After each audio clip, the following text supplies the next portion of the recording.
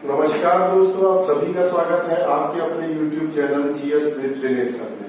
दोस्तों, आज हम एक नई सीरीज आपके लिए लेके आए हैं भारतीय राज्य व्यवस्था में। अब तक आप लोगों ने हमारे साथ हिस्ट्री और करंट अफेयर्स की सीरीज देखी, लेकिन अब हम शुरू करने जा रहे हैं भारतीय राज्य व्यवस्था, क्योंकि जितने भी आने वाली परीक्षाएं हैं, चाहे वो रेलवे हो, चाहे यूपी SSC, यूपी PSC, इन सभी में यहाँ से बहुत महत्वपूर्ण प्रश्न बनते हैं। आज हम केवल चर्चा करेंगे भारतीय राज्य व्यवस्था की एक परिचय की, इसके अंतर्गत क्या क्या चीजें हैं, हमें किस तरीके से पढ़ना चाहिए, जिससे हम आने वाली जितनी भी परीक्षाएं हैं उसमें अंक प्राप्त कर सकें। चलिए दोस्तों, हम शुरू करते हैं भारतीय राज्य व्यवस्था।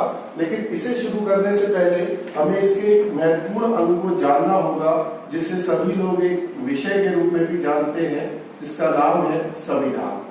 आप सभी इस शब्द से परिचित होंगे। अगर हम इस शब्द के अर्थ की बात करें, तो अगर मैं इसे दो शब्दों में तोड़ूं, सम प्लस विधान, शाब्दिक अर्थ की दृष्टि से देखें तो सम मीन्स होता है समान और विधान मीन्स होता है कानून, यानी एक ऐसा कानून या दूसरे शब्दों में नियम जो सभी के लिए समान हो, उसे हम क्या कह सकते हैं?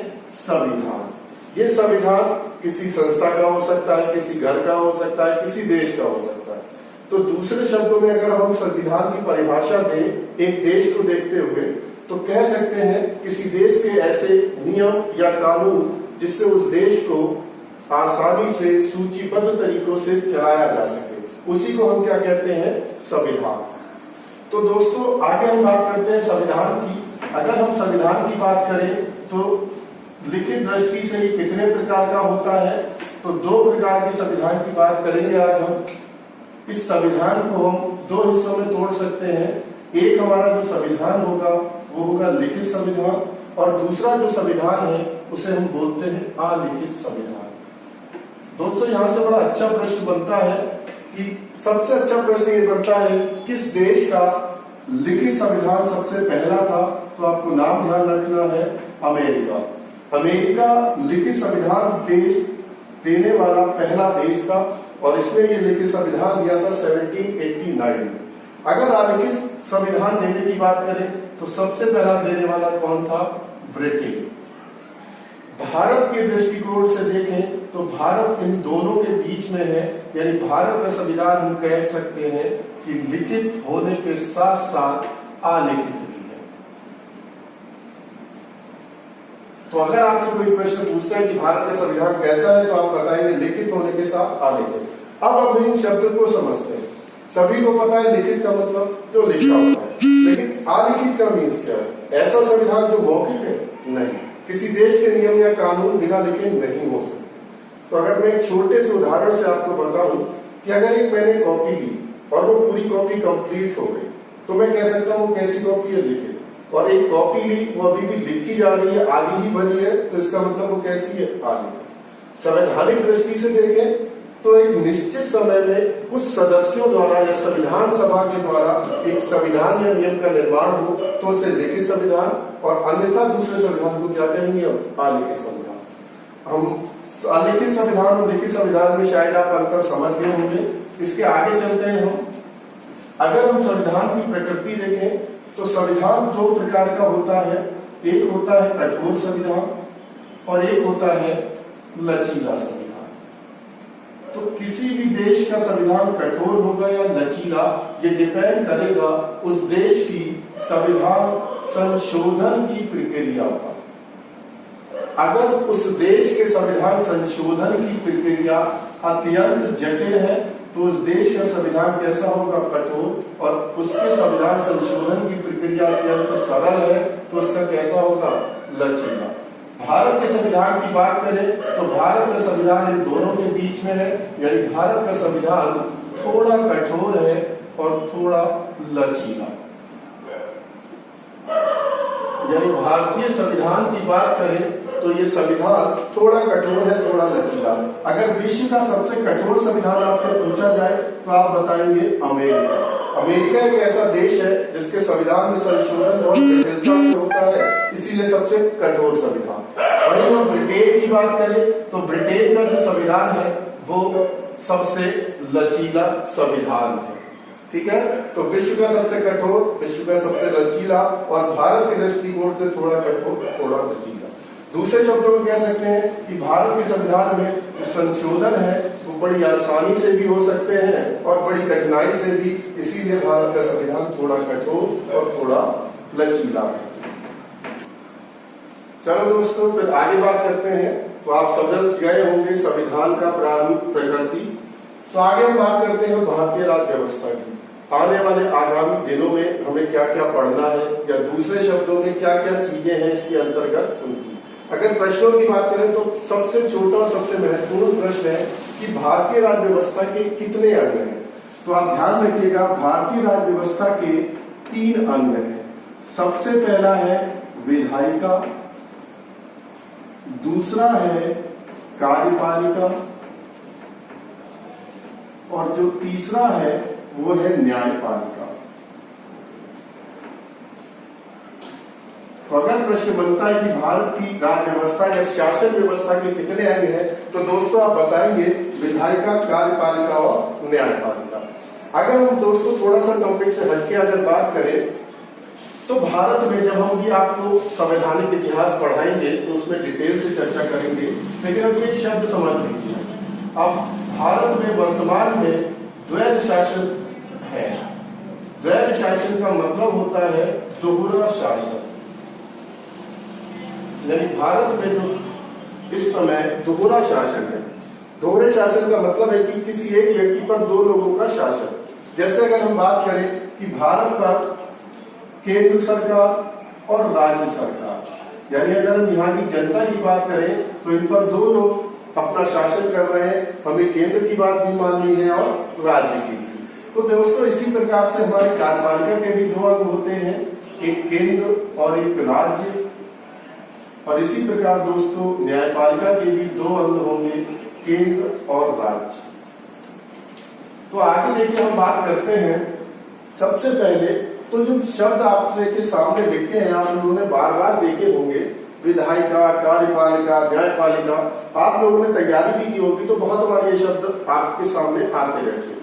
अगर इनका आपको अर्थ नहीं पता है तो मैं आपको बताता हूँ दोस्तों। विधायिका मतलब पूरे संविधान में, पूरी राज्य व्यवस्था में विधि का मीन्स होता है कानून। तो सीधे सीधे हम कह सकते हैं विधायिका यानी आपके लिए जितने भी कानून बने हैं, इन कानूनों का जो निर्माण करती है, यानी कानून निर्माण करने का हमारा काम जो करेगी वो कौन करती है? विधायिका। अब जब भाई कानून बन गए हैं तो इन कानूनों को लागू भी कीजिए। तो इन कानूनों को लागू कौन करता है? कार्यपालिका। इन कानूनों को जब लागू हुए तो उल्लंघन भी होगा, तो जब न्याय मांगने का काम कौन करती है या देने का? न्यायपालिका। तो आप लगता है दोस्तों कि आप लोग समझ गए होंगे कि विधायिका कानून बनाती है, कार्यपालिका उनको लागू करती है और न्यायपालिका उनका उल्लंघन होने पर उनको न्याय देती है। तो आज हम केवल इनकी बात करेंगे कि इनके क्या क्या अंग हैं।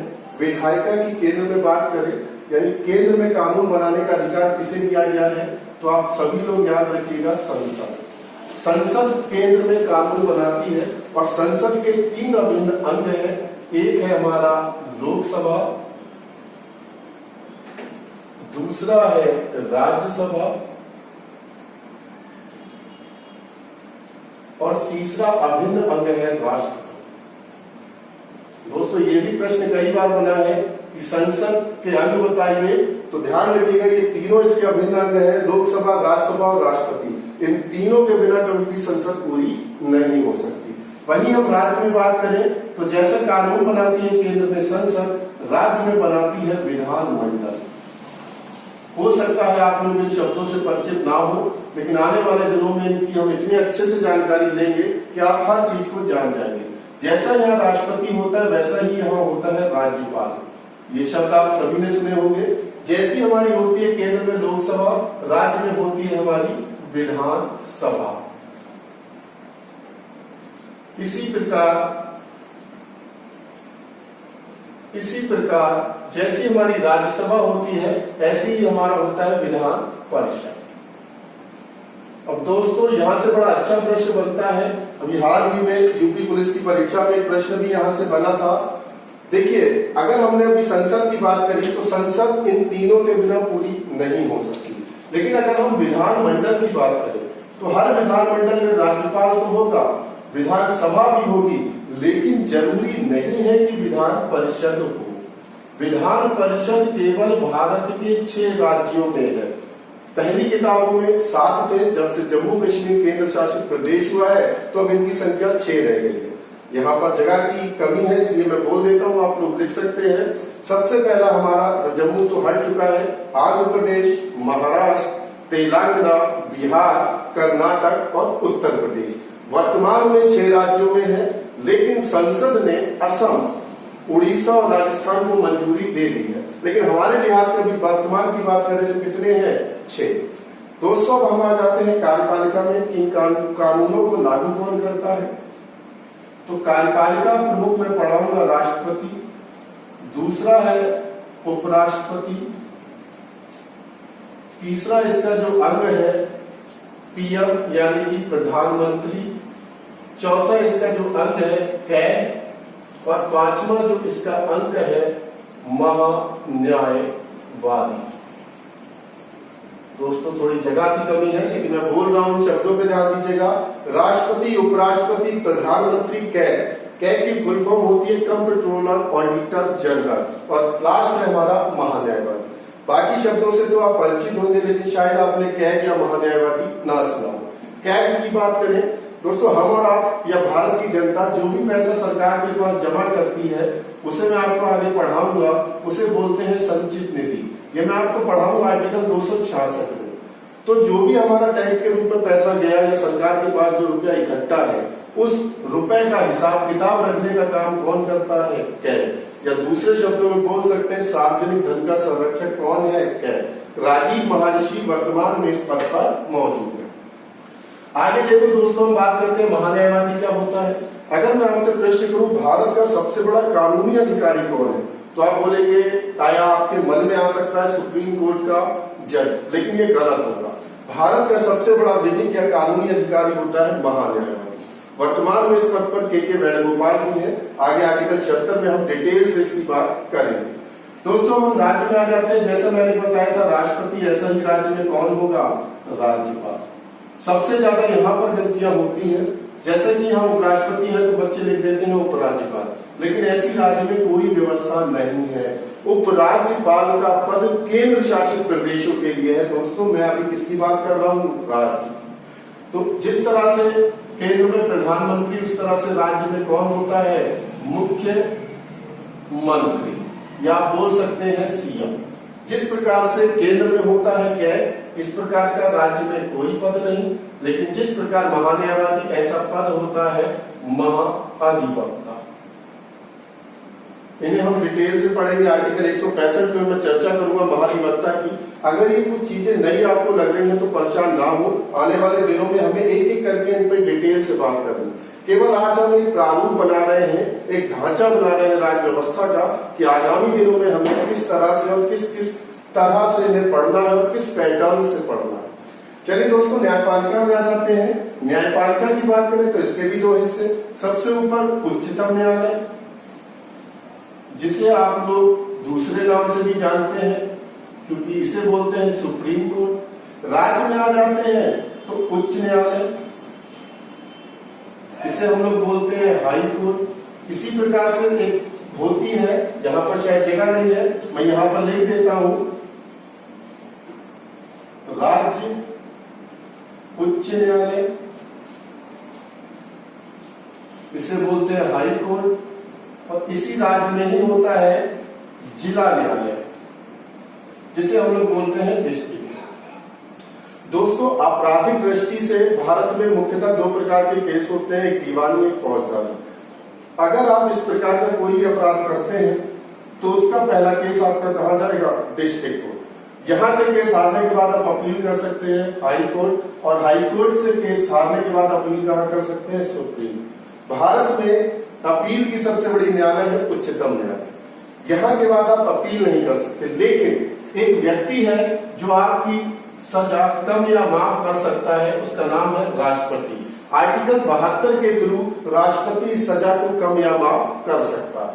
तो दोस्तों ये हमने देखे तीनों अंग। यहां से किस किस तरह के प्रश्न बनते हैं कि राज्य व्यवस्था के कितने भाग हैं? तो आप बताएंगे 3, विधायिका, कार्यपालिका और न्यायपालिका। दूसरा, ऐसा कौन सा पद है जो इन तीनों का अंग है? तो आप ध्यान रखिएगा, एक राष्ट्रपति एक ऐसा पद है जो विधायिका, कार्यपालिका और न्यायपालिका तीनों का ही अंग होता है। दोस्तों, इसके बाद अगर हम अगले विषय की बात करें तो भारतीय राज्य व्यवस्था के 3 अंग है, पेपर में आएगा, बता सकते हैं, लेकिन ये नोट करके लिख लीजिएगा। मैं यहाँ पे लिख देता हूं नोट। आपको पता होगा संविधान के पिता जो कहे जाते हैं हमारे PR अम्बेडकर जी। अगर हम प्रश्न पूछे कि संविधान भारतीय राज्य व्यवस्था के कितने अंग हैं, तो आप बोलेंगे 3, नॉर्मल सी चीज है।